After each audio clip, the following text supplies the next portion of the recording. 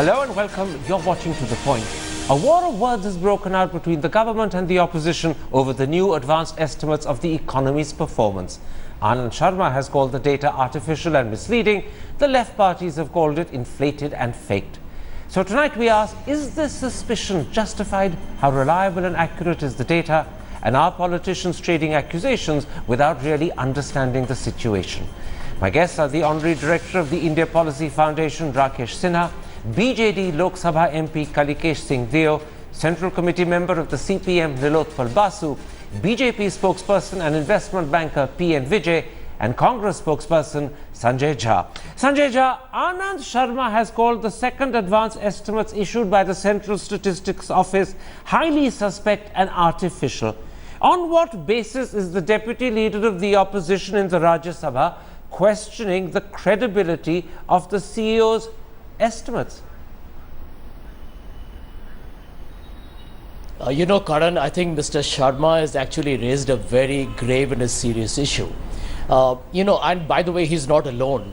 A very internationally respected research house, Nomura Securities, has in fact made a statement after reading the CSO survey that we wonder whether India's GDP is fact or fiction. Now, I think if India's international credibility could be at stake, and I think therefore it's important that we are debating it today. I'll give you two examples and then we can perhaps discuss it in further detail. Number one is that the survey actually tries to manifest that demonetization, which currently we all know was a step where 86% of the cash overnight evaporated from the system, where roughly 80% of India actually moves on cash-based transactions. The survey seems to give you an indication that demonetization had no effect whatsoever till December 30th, which we all know is extremely untrue. And I will tell you why the survey figures are wrong. The second point is that if you look at the survey figures on manufacturing, which is showing you an increase of approximately 8.3%. At the same time, you have the index of industrial production, which is down by around 2%. Now, that's a huge contradiction.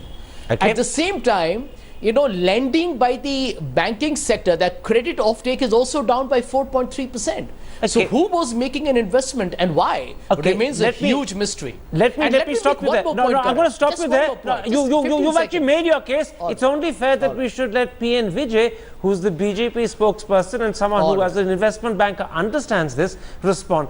Mr. Vijay, how do you respond to the concerns you've heard from Sanjay Jha, which in his eyes make those figures artificial and highly suspect?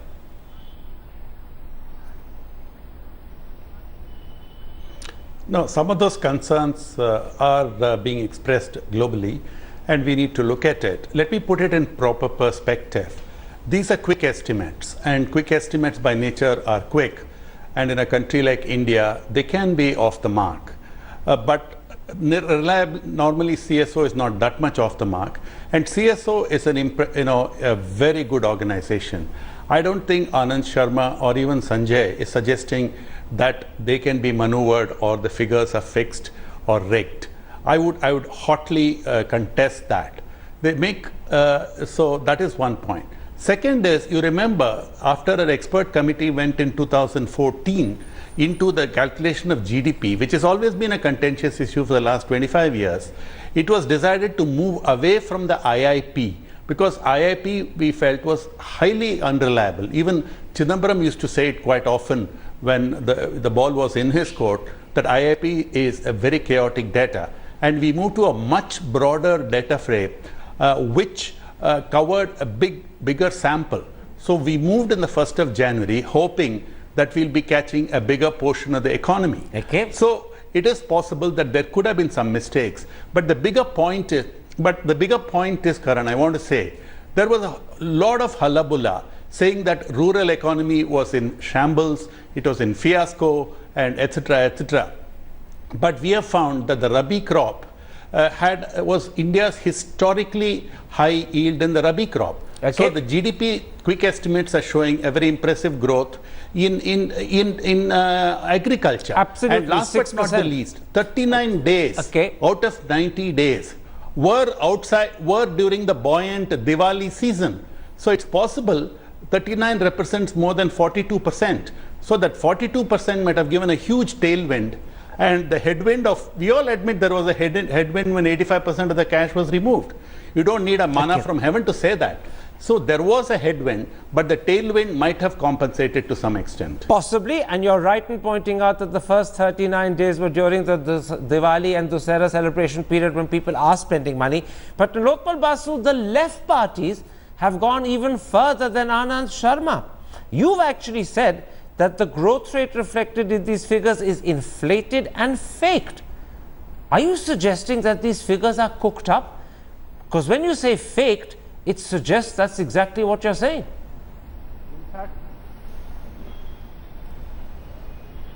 In fact, it is becoming very entertaining, this choreography, because first of all, I think others have not pointed this out, that last year there was a revision in the 2015-16 Q3 results, whereby it was downwardly reversed, and that was not in sync with the general revision, which actually was showing to be going up in Q1 and Q2.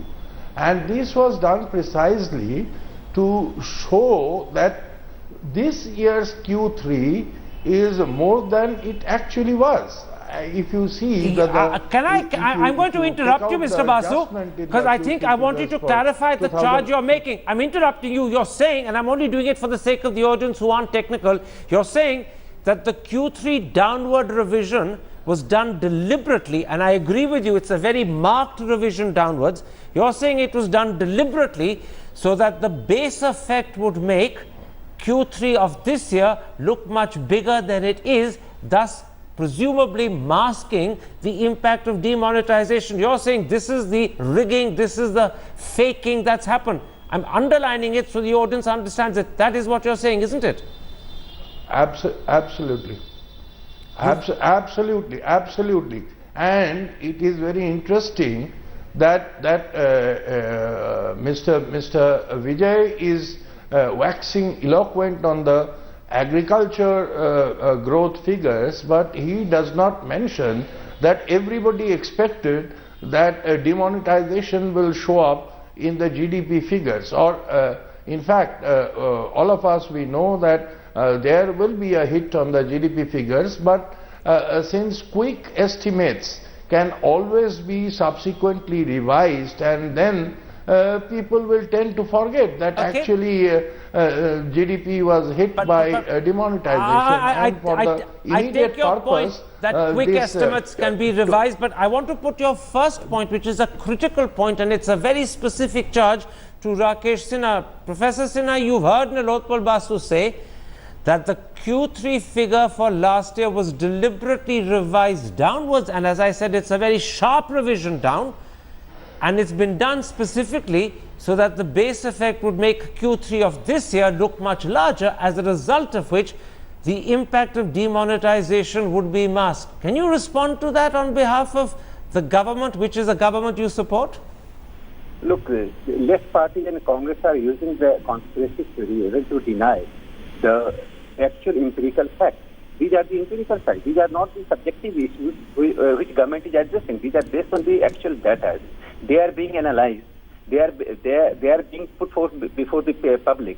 And you can have alternative analysis. You should come with alternative analysis. And without doing alternative homework, you are charging the government that they are manipulating the data. In fact, you are discrediting the Indian state. You are not only discrediting the Indian government, but the Indian state. Second most important point, Mr. Thapar, the left parties are forgetting that this was the socialist measure applied by a so-called rightist prime minister. Had it been done by the communist government or the socialist government, they would have made a big issue that we are going to a great revolutionary thing in the country. Besides economic, I say it was an economic satyagraha. For the first time in the country, people suffered, people endured pain, But still they supported the measures. But I'm not talking about the pain that people endured. We're talking now about the credibility of the figures that have come in. That's why I'm stopping you, Professor Sinha, because the two are different issues. Let me bring you in, Kalikesh Singh Deo, and on behalf of the channel, I want to point out that we as a channel do not endorse in any way the point that Mr. Basu has made. I should point out, for the sake of the audience, that the Central Statistics Office has a very high reputation. So far, I don't believe they've ever been accused of deliberate faking on behalf of the government, but Mr. Basu has a right and a prerogative to make that charge if he wants. Kalikesh Singh Deo, on the basis of the Q3 figures, Shaktikant Das, the Economic Affairs Secretary, has said, and I'm quoting him, "It appears the negative impact of demonetization was overestimated." And then he adds, "Third quarter GDP figures completely negate the kind of negative projections and speculations made about the impact of demonetization." Do you accept that pretty strongly worded conclusion, or do you think the questions and doubts surrounding the figures, including the doubt and question that Mr. Basu has raised, make Mr. Das's conclusion difficult to accept?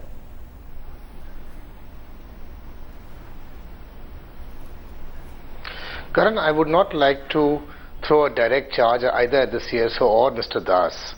However, the fact that in an economy where 40% of the GDP depends on cash and 75% of employment depends on the cash economy, when you actually demonetize 86% of the currency, there's got to be a negative impact of that. You know, the numbers seem to suggest a high growth rate, a high consumption, high expenditure rate, including in companies, into businesses such as construction and even a little bit in finance. Now, this is very counterintuitive because the results of companies in these industries have had a terrible downfall. You've had huge reduction in cement, in construction, in sales of apartments. So where is this growth coming from? That question is bound to be asked. While I would not like to directly question the numbers itself, I think the entire story which the government has come out with is very, very counterintuitive based on the other numbers which have come out in the private sector as well as the government sector. Let's then, gentlemen, try and explore what could have happened, not to debunk in any way the figures, but perhaps to explain why there seems to be a contrast between what people perceive as reality and what the figures seem to be suggesting. And I'll put that first to you, Sanjay Jha. Several economists have pointed out that the advanced estimates rely heavily on data from the formal sector, which has weathered demonetization far, far better than the informal sector. And secondly, as far as the informal sector is concerned, it's actually covered in these figures on the basis of assumptions and trends observed in the formal sector. So it's a sort of interpretation that covers it rather than direct factual reporting. And these economists say that when the informal sector figures come in, Q3 growth A will be revised downwards, and B, Q4 growth will be significantly lower. Therefore, do you accept that this is one reason why these quick estimates discord with reality as you see it?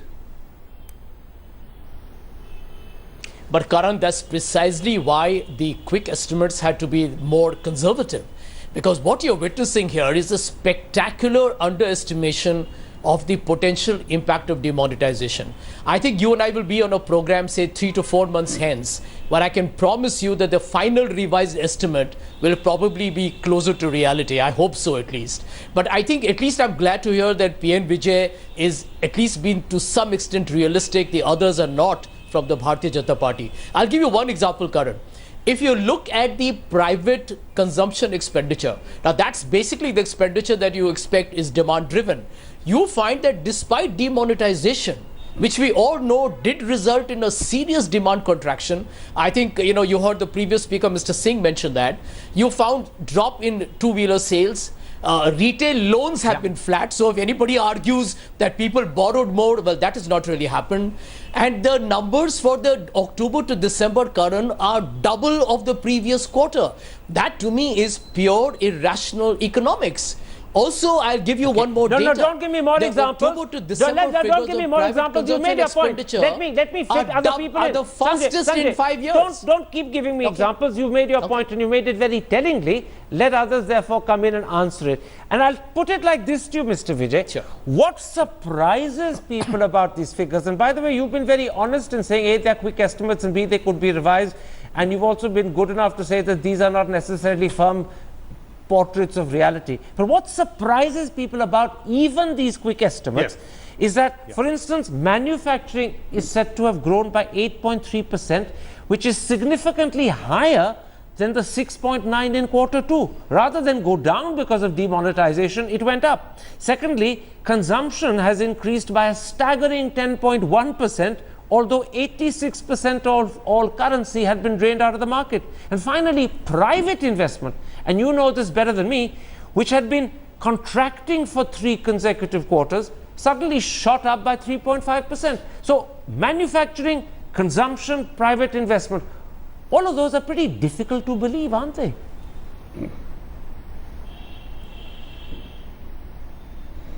Yes, I think projecting agriculture was much easier. Projecting the manufacturing number was very tough.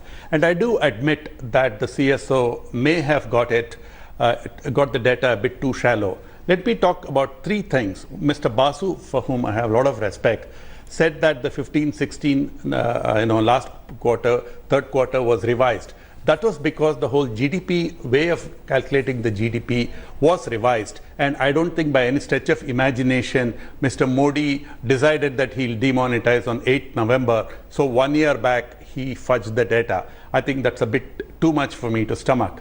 The second point is, you see, we are looking at a lot of anecdotal data right now. You know, I'll tell you, for example, I was at the Retail Association of India in a mega conference. They tracked 15 items. 8 were very robust. I'll tell you, passenger traffic on aircraft. 2, footfalls in malls. 3, Dabang hitting all records for highest box office ever in India. 4, Patanjali, whose price point is between 25 rupees and 150 rupees, turnover increasing more than 100%. These are real data points on consumption.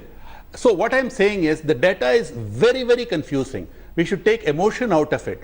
I agree with Sanjay that it is possible that the final estimate may be lower than this quick estimate because the informal sector, as we all know, has suffered more than the formal sector because they don't have the capacity to resist. But I would not say the CSO was fudging data. I think it's a great organization. And I also, one more point, if you let me finish, Karan, thank you. In the US, they track something called inventory buildup. What happens in the world is companies stack inventory about 1.5 to 2 months before. So since this is a production driven data, not a consumption driven data, it's possible that a lot of inventory buildup has taken place in November, December, which were not sold.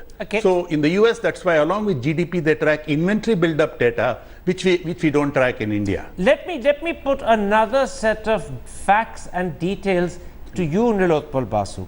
You've heard Mr. Vijay quote some, I'm going to quote others. Up till now, we had been told that the total sale of cars, two-wheelers and commercial vehicles had dropped by 18.7%, and it was said to be the biggest drop since 2000. We were told, Knight Frank India said that home sales in 8 major cities had fallen by 44%. Thirdly, the All India Manufacturers Organization had said SMEs have cut their workforce by 35%, their revenues have dipped by 50%. And finally, the State Bank of India, and that's a government-owned bank, said credit offtake had declined to a historic low. Now, all of those are facts. They're not anecdotes. And yet, they're totally contradicted by the CSO's second advance estimates, which claim that manufacturing has grown by 8.3%, construction activity has gone up by 2.7%, investment by 3.5%, consumption by 10.1%. And you actually have 2 polar opposite sets of facts. And the question is, who do you believe? What do you believe? How do you answer that?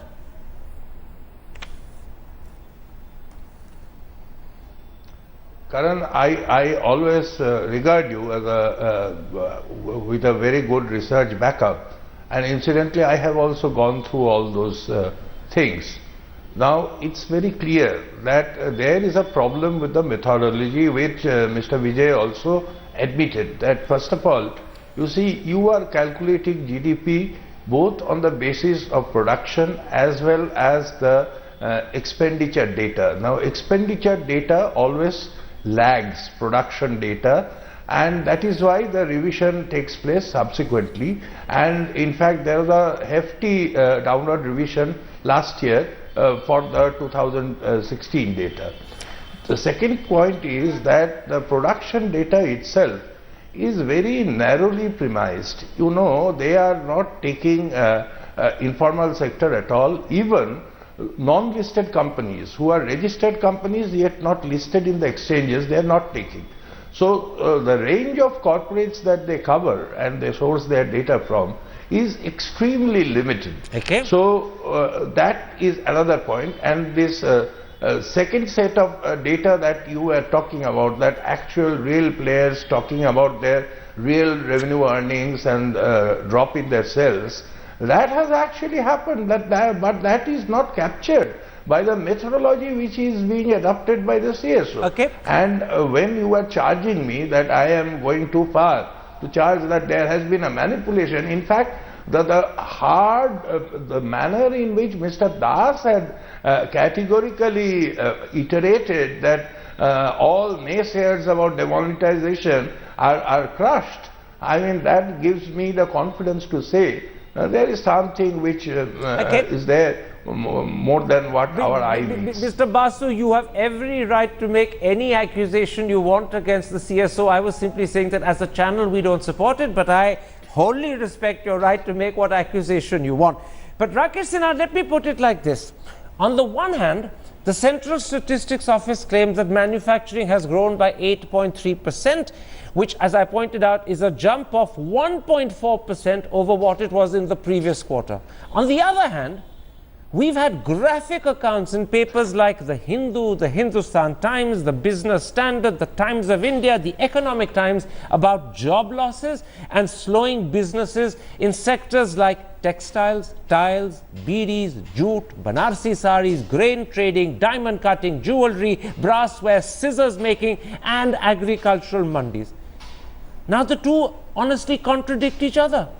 And my question is simple. How can the micro picture be so bad when the macro picture is claimed to be so good?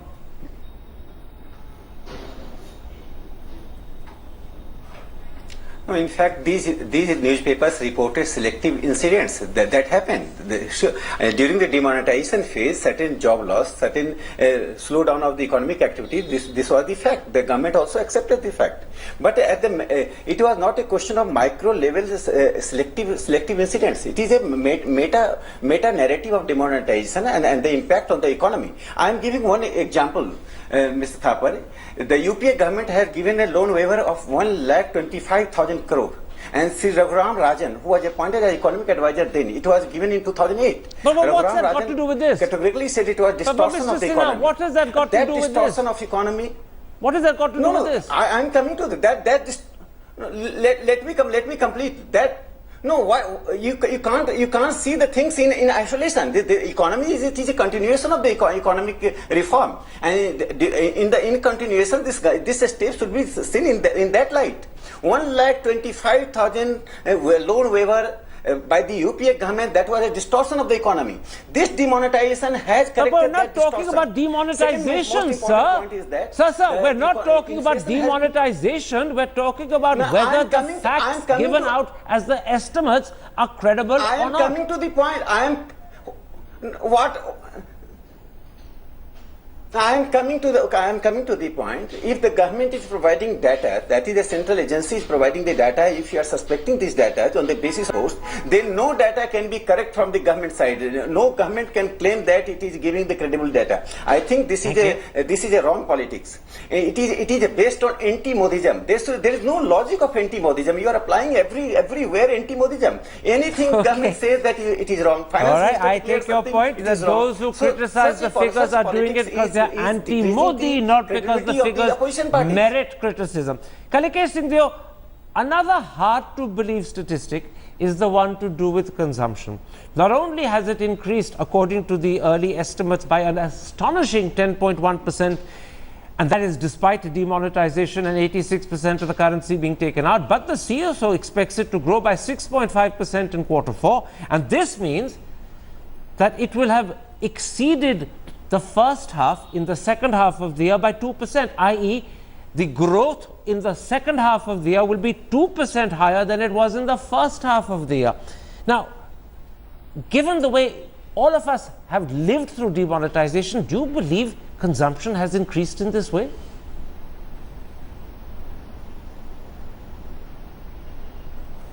I'm very, very surprised to hear that, Karan, because I know for a fact that when the initial days of demonetization happened, people in my constituency in the villages were using barter system to gain essentials.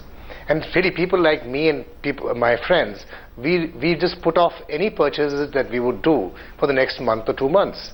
That's really the impact it had on us. And I find it very hard to believe that actual consumption has actually gone up by that much. You know, I suspect these numbers will be revised quite significantly in the near future. Mr. Vijay, I'm going to bring you in because I think it's only fair that I should put to you one explanation today's Economic Times leader has for the fact that the CEO estimates of GDP look unreal and exaggerated. This is what the Economic Times leader says, I'm quoting, CSO estimates GDP using the financial results of companies and sales tax paid by traders. It is conceivable that quite a few entities have declared unusual levels of income and sales to bring hoarded cash into formal channels and thus presented an inflated picture of economic activity. This bump in activity could disappear in the fourth quarter, and it's conceivable that when data are firmed up, revised estimates would bring a different picture of lower growth in quarter 3 and the year as a whole. In other words, it's people funneling black money or other money that they had into the system through taxes paid and through the financial results of companies that has artificially bumped up economic activity and made GDP growth look bigger than it is. Do you accept that explanation? I'm putting it to you because you are a dedicated banker who understands these things.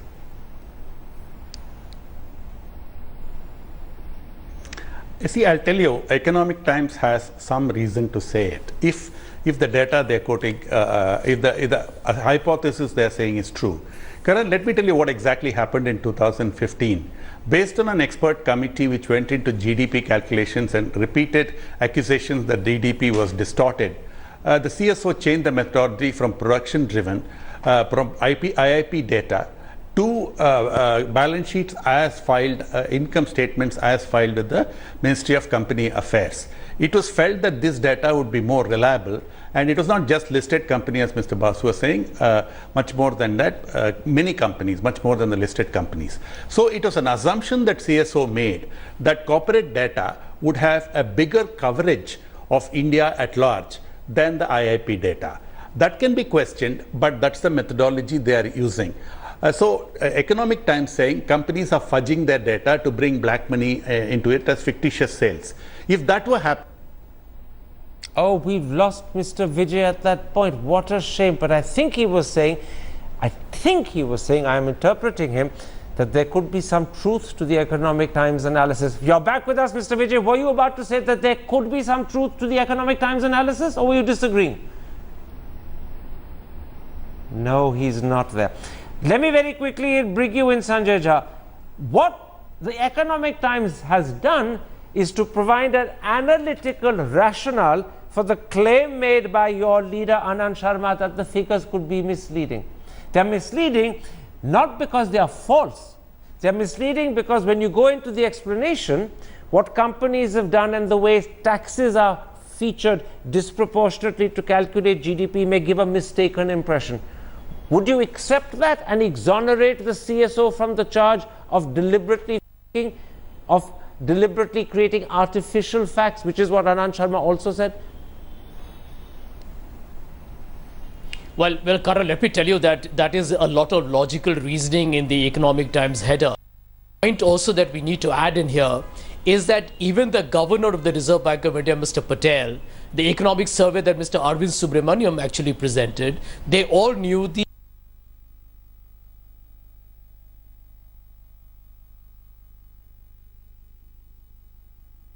short term. Now, nobody knows what the short term means, but I'm assuming they thought of at least 3 to 6 month period.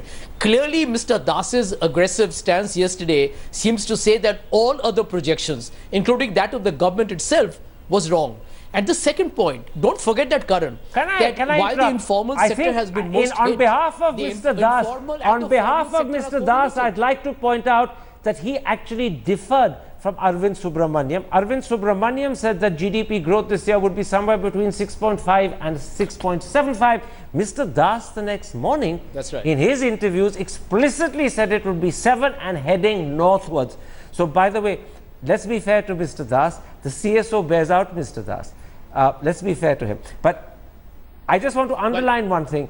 The Economic Times analysis does accept that this could be misleading, not because it's artificial and concocted, but because certain factors have gone in to make GDP look bigger, particularly the way companies have written their financial results and the way sales taxes and other taxes have been paid. And that could be because money was being funneled in, black money converted to white, taxes therefore went up very sharply, as a result of which when you calculate GDP on the basis of taxes and on the basis of sales, it looks bigger than it is. That could be an explanation. It may not be the correct one, but that's the only one that any one paper I know of is offering today. It's the Economic Times leader. We're going to take a break at that point and come back to something that for people and the audience means much more. The strange rule that came into being today, that even if you have a bank account and you're withdrawing your own money, you can only undertake 4 transactions in a month. Thereafter, from the 5th transaction onwards, you will be charged 150 rupees per transaction, and I presume that would apply even if the transaction itself is just of 100 rupees. Is that fair? Is that justified? Is it a sensible way of trying to make India more digital, or is it just unfair and possibly even illegal because it could be challenged in court? Kalikesh Singh Deo, let's now turn to the rule announced today that even if you're withdrawing your own money, if you're doing it in cash from a bank, you're only permitted 4 cash transactions a month, and thereafter you will be charged 150 rupees per transaction, no matter what amount that transaction involves. And by the way, these 4 transactions include withdrawals as well as deposits combined. Is that acceptable, or is this just unfair and bizarre?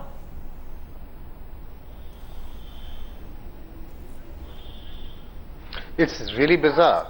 On the one hand, the government wants the entire country to start using the banking system, get into the formal economy, and then it's bringing about these rules to dissuade people from actually using banks. And anyway, it's our money. We are putting it into the banks, and we have a right to take it out and whenever and as many times as we want to take it out, in whichever manner we want to take it out. I think this is a serious issue, and I think people would protest to something like this. Mr. Vijay, there are 2 critical points made there by Kalikesh Deo. First, if you want to encourage people to use banks, this is a very strange way of doing it. And secondly, there's a legal and moral principle here. It's my money. I've put it into the bank willingly. I have a right to withdraw it when I want, as often as I want, in whatever quantity I want. And if you're going to start charging me for withdrawals after the 4th withdrawal, then I won't put my money in a bank at all. How do you defend this strange measure? You're an investment banker, sir. Do you find it odd, or do you find it explicable?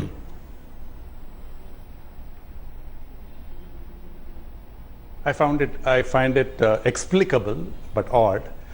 You see, first of all, Karan, this has been done by just 3 banks, the private banks, HDFC Bank, ICICI Bank, and Axis Bank.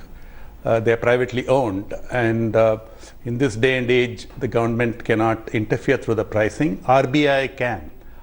So that's second, and the rest of the banking system. And if the PSU banks had done that, I can understand people will be very upset.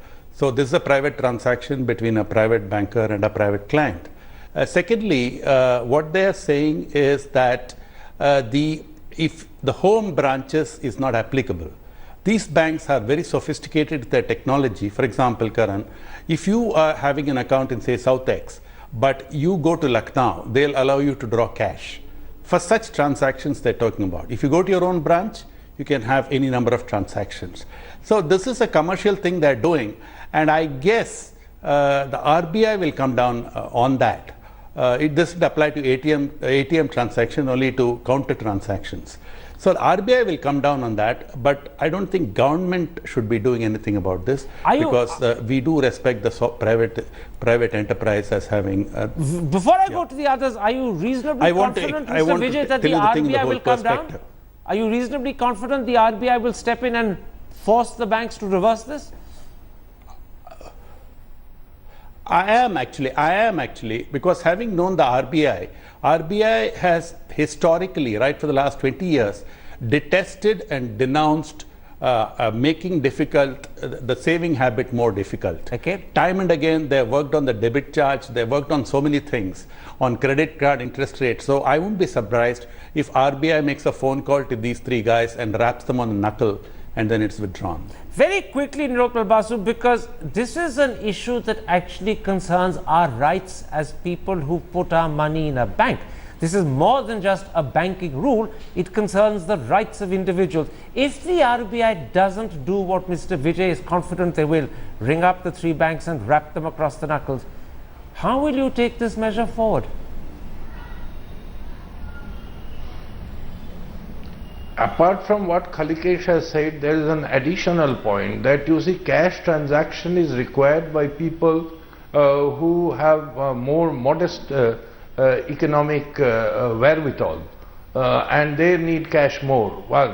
So therefore this is something which will, if it is not restricted, it is further expanded to other banks, there will be a serious problem. Secondly, about Mr. Vijay's confidence that RBI will do it, I am not so confident, because RBI's credibility has gone down. Because you see, for example, during the demonetization, a lot of people who were unbanked have also deposited demonetized notes. I don't know when they will get back, what is happening. RBI has my question was, if the RBI doesn't act, what will you as a political party do? Tell me that.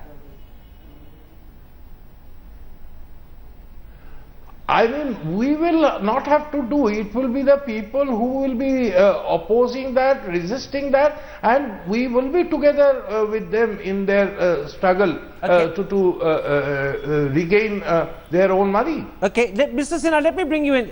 As I see it, this is a fundamental right of individuals to draw their money when they want, in whatever quantity they want, and as often as they want. That's how I see it, as a fundamental right that three private banks have chosen to abrogate and start charging for. Do you think it's an issue that a liberal government should take up with the banks directly and say, listen boys, you can't do this? And maybe Mr. Modi should intervene and say, I'm not going to put this up because this is transgressing on the fundamental rights of people to withdraw their money when they want, as they want, in whatever quantity they want.